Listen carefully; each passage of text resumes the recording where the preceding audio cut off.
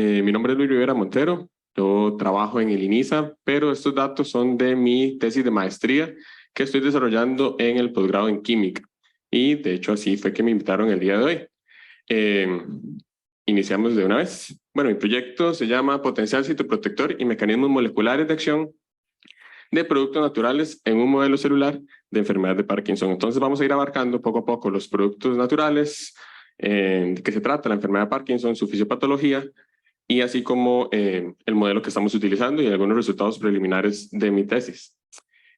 Para comentarles y poner en contexto el proyecto, en la medicina ayurvédica tenemos plantas que han sido utilizadas para tratar síntomas de enfermedades neurodegenerativas.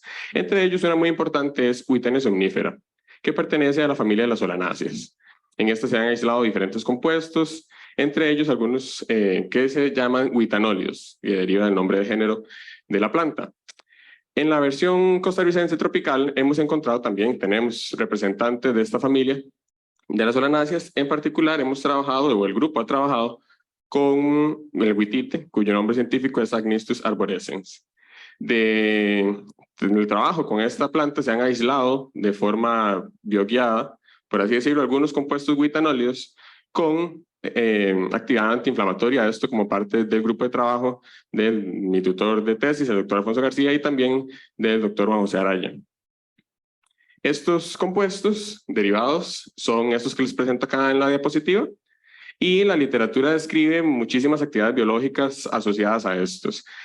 Tenemos literatura que reporta algún tipo de actividad antimicrobiana, también actividad antiinflamatoria, como el artículo del grupo de trabajo, y en particular algunas vías ya más específicas han sido también reportadas que estos compuestos, o no necesariamente todos, pero en sí de la familia de los witanólidos, tienen alguna acción. Sobre todo, por ejemplo, se ha escrito en la ciclooxigenasa 2, en la vía de NF-κB, que es un factor de transcripción, entre otras vías regulatorias en las células. Importante destacar de estos dos compuestos, este grupo acá, esta lactona, que tiene un doble enlace de alfa-beta insaturado que nos puede explicar muchos de las vías químicas que podrían explicar eventualmente alguna actividad biológica debido a su afinidad con, por ejemplo, tioles, que están en algunos factores de transcripción o inhibidores. Por ende, son compuestos o moléculas que vale la pena estudiar su actividad biológica y cuál es su potencial en este modelo celular. También hemos estudiado el resveratrol, pues una molécula que la mayoría tenemos como cultura general, que es un compuesto benéfico con una actividad antioxidante, toda una cultura del vino alrededor del resveratrol, y pues también ampliamente estudiado en la literatura su actividad biológica. Se ha descrito muy resumidamente que presenta un amplio rango de actividad biológica, incluso se habla de dos esquemas, uno a alta y uno a baja concentración, donde a bajas concentraciones se exacerba su actividad antioxidante, pero en altas concentraciones más bien tiende a generar especies radicales de oxígeno. Tiene una baja disponibilidad y también se presume que uno de sus mecanismos de esta actividad antioxidante es más bien una actividad oxidativa que promueve la respuesta celular, es decir, similar a lo que hace el ejercicio. Nosotros generamos radicales libres por el ejercicio, esto aumenta nuestra respuesta basal antioxidante y pues esto es lo que explica entonces sus beneficios a posteriori. Con respecto a la enfermedad de Parkinson, fue descrita ya hace 200 años, en 1817, y es la segunda enfermedad neurodegenerativa más prevalente en el mundo. Su fisiopatología deriva de la pérdida de neuronas dopaminérgicas, y un hallazgo histopatológico muy importante son los agregados intracelulares dentro de las neuronas que se han descrito que son de la proteína alfa-sinucleína. Como parte de las hipótesis que se tienen de por qué se da estos agregados intracelulares y esta pérdida de las neuronas dopaminérgicas, pues hay varias líneas de investigación. Está la disfunción mitocondrial, que deriva entonces un estrés oxidativo, procesos inflamatorios y también metabolismo errático o no normal de las vías dopaminérgicas en las neuronas, que también pueden derivar en un desequilibrio redox en la célula. Para ponerlo en contexto, en Costa Rica, la media de desencadenar esta edad es de 54 años y el 58% de los pacientes que presentan enfermedad son pacientes masculinos. Nuestro modelo celular, ¿verdad? El que estamos trabajando es una línea celular llamada SHSY5Y, que deriva de neuroblastoma. Y pues ha sido utilizado como modelo de enfermedades neurodegenerativas por su capacidad de diferenciación y expresión de marcadores dopaminérgicos. Esta diferenciación se puede lograr de varias formas, utilizando, por ejemplo, ácido todotransretinoico o bien el BDNF, que es el factor neurotrófico derivado del cerebro. En nuestro caso, estamos utilizando el ácido transretinoico como diferenciador de esta línea celular para tener estos marcadores dopaminérgicos y lograr un modelo celular para estudiar, en este caso, las sustancias que les mencionaba. A manera de resumen, entonces, tenemos que de la medicina tradicional asiática nos sale una planta que es Witania somnífera, donde se han derivado guitanóleos compuestos con propiedades interesantes para estudiar, y nuestra versión tropical es Agnistris arborescens o el huitite, donde tenemos también guitanóleos. Por otro lado, la enfermedad de Parkinson se describe como una acumulación, o uno de sus hallazgos es la acumulación de agregados de alfa-sinucleína y la pérdida de neuronas dopaminérgicas por estos acumulados en el sistema nervioso central. Nuestra línea SHSY5Y, entonces, es un buen modelo con sus limitaciones para estudiar estas enfermedades, y tomando en cuenta la fisiopatología que les mencionaba y la hipótesis del estrés oxidativo, decidimos en este trabajo pues analizar diferentes fenómenos. Por ejemplo, la producción de ROS. Vamos a ver algunos resultados del ciclo celular, cómo se desregula o regula en la presencia de un estímulo oxidativo y un pretratamiento con los compuestos, y también otras técnicas moleculares o ómicas que vamos a ver más adelante. Entonces, en esta figura, básicamente un resumen de mis objetivos de tesis. Vamos a tener una línea celular, vamos a tener un estímulo oxidativo dado por rotenona que desacopla la cadena respiratoria, y un pretratamiento con los compuestos que les mencionaba hace un instante. A partir de esto, entonces, vamos a hacer estudios de generación de especies reactivas de oxígeno, ciclo celular y también de técnicas ómicas, incluyendo no solo el ChIP-6, sino también transcriptómica y lipidómica. Que esto está como parte del proyecto macro donde se enmarca mi trabajo de maestría. Entrando en los resultados, vamos a ver un poco sobre la generación de ROS, es decir, de especies reactivas de oxígeno, y tenemos dos, en este caso, del resveratrol. Dos situaciones. Una aquí, donde tenemos una exposición mutua tanto de mi estimulante oxidativo que me genera especies reactivas de oxígeno como del resveratrol. Y el otro gráfico tenemos más bien una preexposición del resveratrol o del butanol por 20 horas y ya luego el estímulo oxidativo. ¿Por qué? Queremos ver si hay diferencias en este esquema o en estos tiempos, porque esto nos puede dar pistas sobre cuál es el mecanismo que está actuando.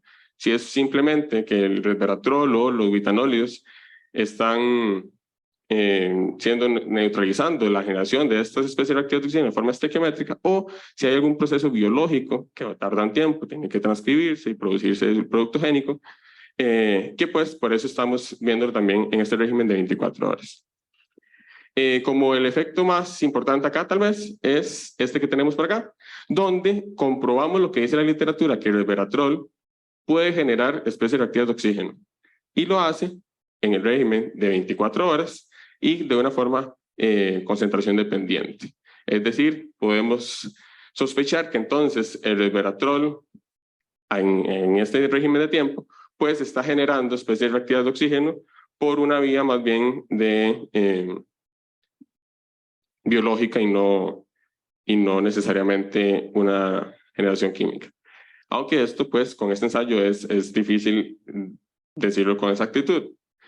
Por otro lado, en la guitaferina, que las estructuras siempre están abiertas para referencia, lo que vemos es que a las 24 horas hay una disminución, también dosis dependiente, a 2 micromolar. Entonces, este efecto antioxidante que tal vez la literatura escribe en los butanóleos, nosotros lo estamos encontrando en el régimen de 24 horas a una concentración de 2. En resumen, con nuestros experimentos de producción de especies reactivas de oxígeno, vemos que el resveratrol sí genera o produce estas especies a las 24 horas y pues que nos da sospecha sobre ese fenómeno de preacondicionamiento que les mencionaba al inicio, donde entonces el resveratrol genera ROS, la respuesta basal antioxidante de las células se levanta y pues esto nos protege a posteriori.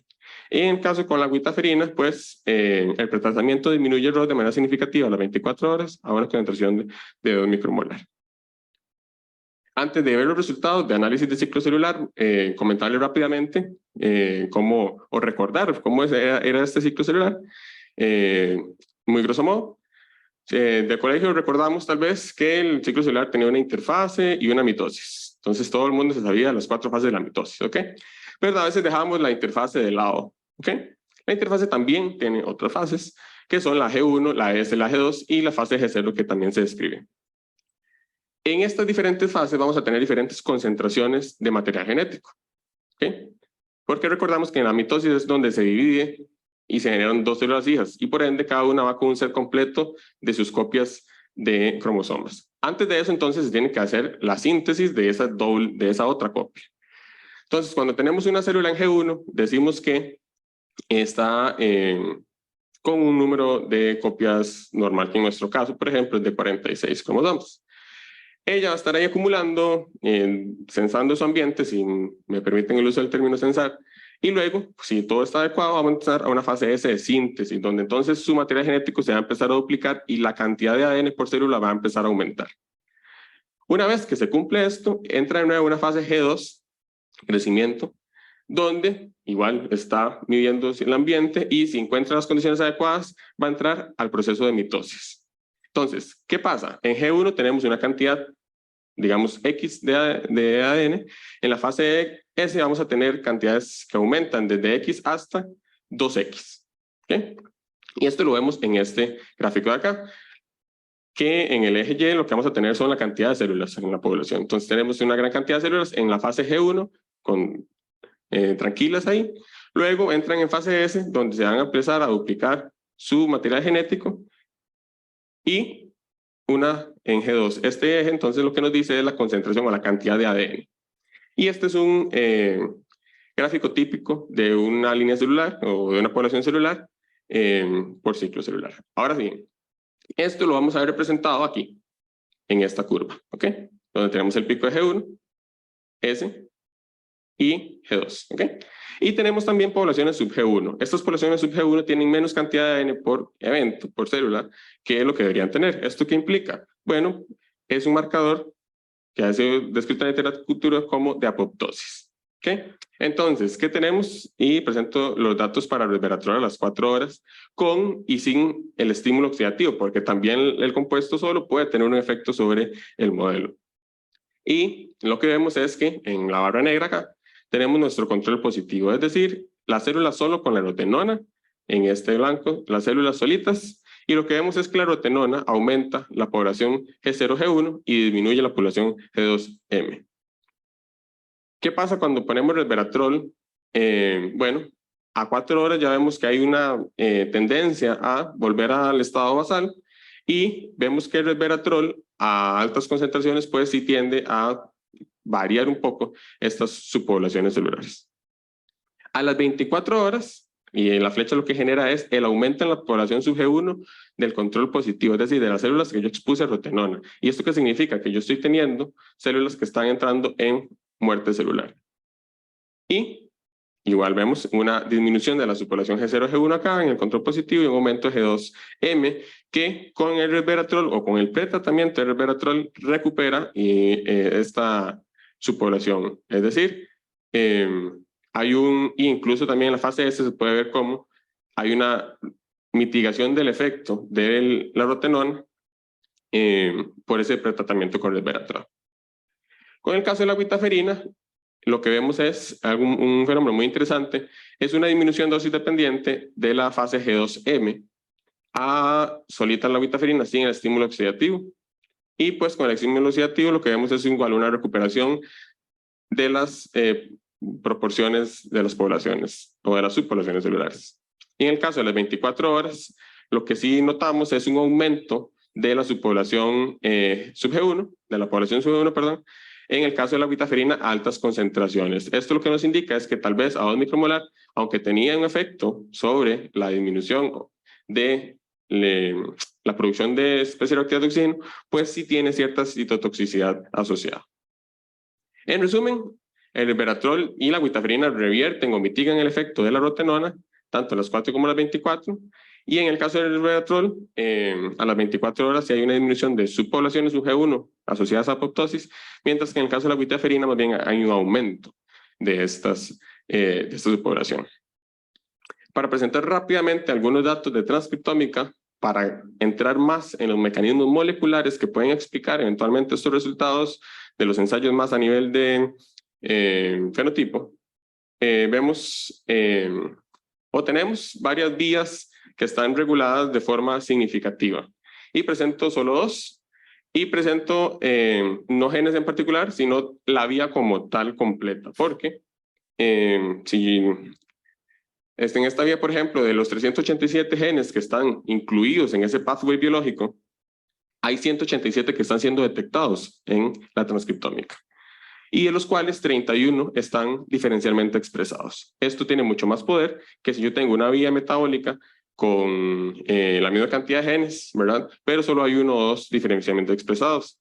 Entonces, dentro de esta vía, que en realidad esto no nos dice muchísimo, señalización por receptores nucleares, y básicamente es de transcripción, ¿okay? Tenemos 3 que me parecen interesantes diferenciarlos o comentarles cuál es su efecto y qué podría esto o cómo podría explicar.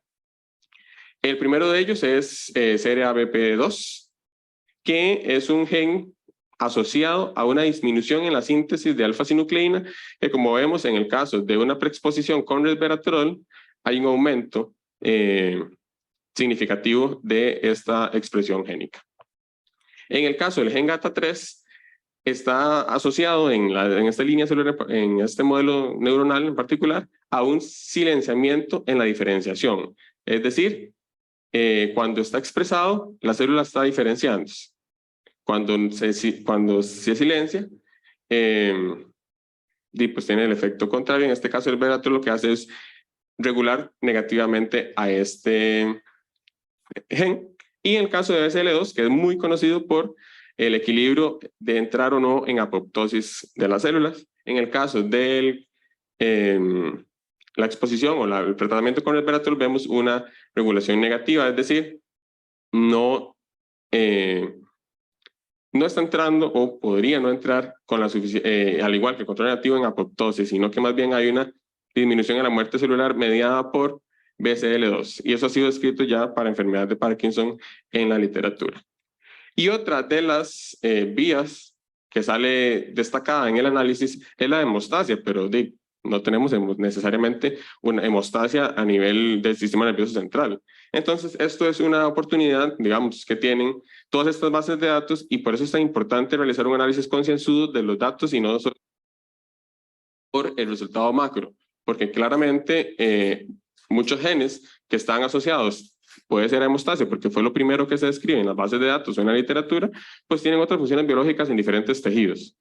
En este caso, vean que este pathway es enorme, son 803 genes asociados, de los cuales 373 están detectados y 57 de manera diferencial. Destaco 3, el mismo que teníamos acá. Por eso les decía que es importante revisar muy bien los resultados, porque un mismo gen puede estar en diferentes vías. ¿Y esto qué significa? Bueno, que tal vez su función en el tejido blanco es distinto a lo que está escrito en la literatura, y a esto hay que ponerle bastante atención.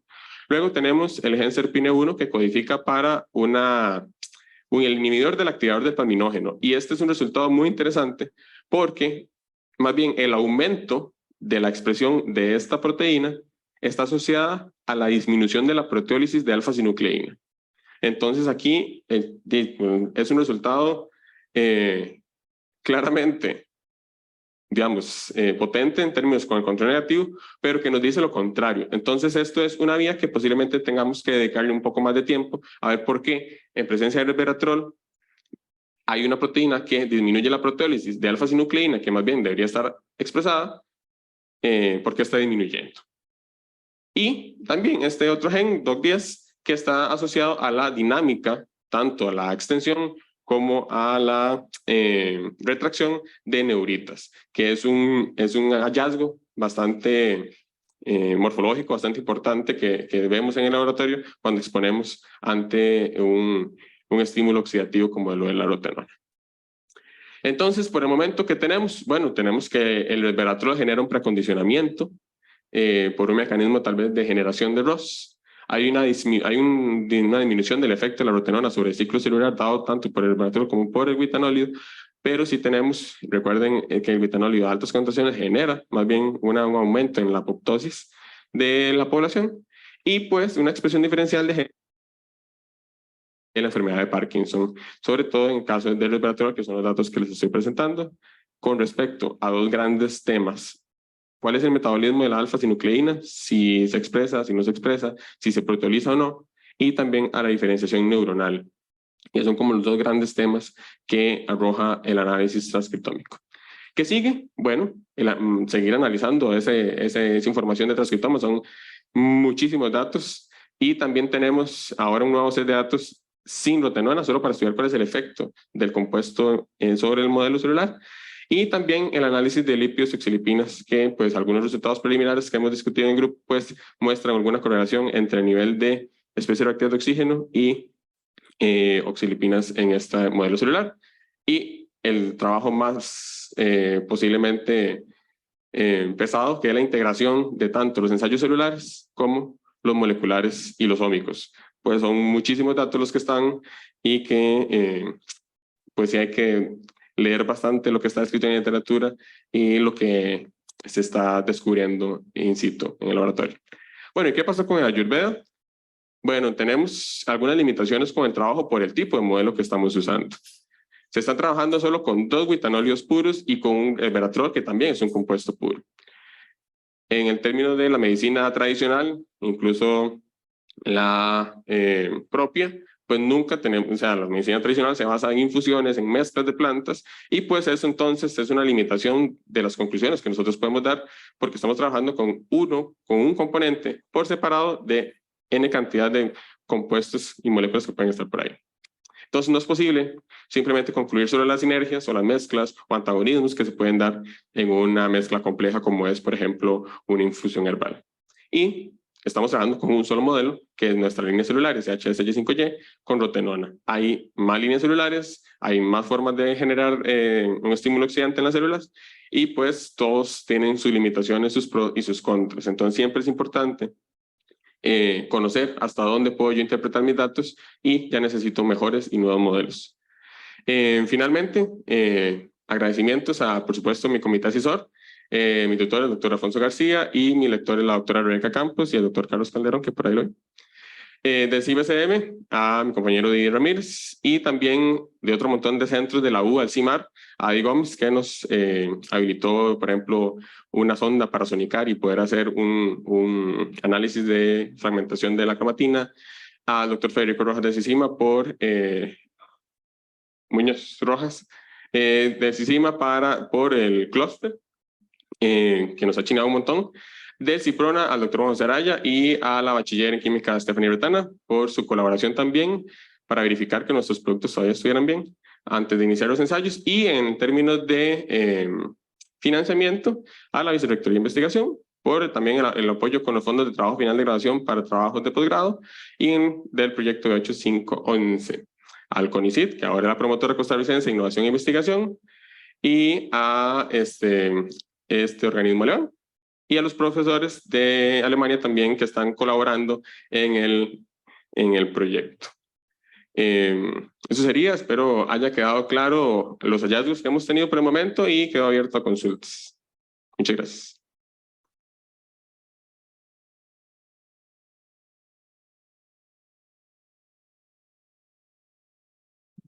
Bueno, ¿alguna pregunta del público que quisieran continuar? Y me parece que solo tenemos a alguien más.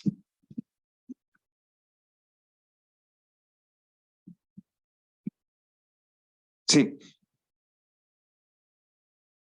Entonces, yo sé que es muy difícil decir algo, ¿verdad? pero de acuerdo a los resultados vale la pena entonces consumir frutas, maní, ese tipo de cosas que tengan resveratrol. Con respecto a en este modelo celular, pues diría que sí, pero también hay que tener en cuenta la biodisponibilidad que tenga el resveratrol, ¿verdad? Que como decía, por eso lo puse, de hecho, en la parte del resveratrol, su biodisponibilidad tal vez no es la mejor, ¿verdad? Pues hay otras moléculas que tienen mejor biodisponibilidad. Entonces, para tener resultados in vivo, los estudios ya que son necesarios, ¿verdad? Y no solo esto, sino que también estamos hablando de que el sitio de acción está en el sistema nervioso central, ¿verdad? Entonces, no solo es que se absorba, sino es que logre pasar la barrera hematoencefálica. Pero sí hay alguna evidencia computacional, digamos, que el resveratrol, que es este puntito rojo, sí es capaz de cruzar la barrera hematoencefálica de acuerdo a sus descriptores moleculares. O sea, su hidrofobicidad, su tamaño y demás, sí, al menos en la teoría, le permite ingresar al sistema nervioso central. Ahora, de esto dependerá también, ¿verdad?, de dosis y cuál sea la cinética también de metabolismo en el cuerpo, ¿verdad? Porque si no es tan altamente biodisponible o su aclaración es rápida, pues, pues sus efectos para alcanzar las dosis requeridas, y pues habría que estudiarlo un poco más, ¿verdad? Y eso es una de las discusiones que se tiene en la literatura al respecto. Muchas gracias. ¿Otra pregunta? Bueno, agradezcámosle de nuevo a don Luis Rivera. Muchas gracias.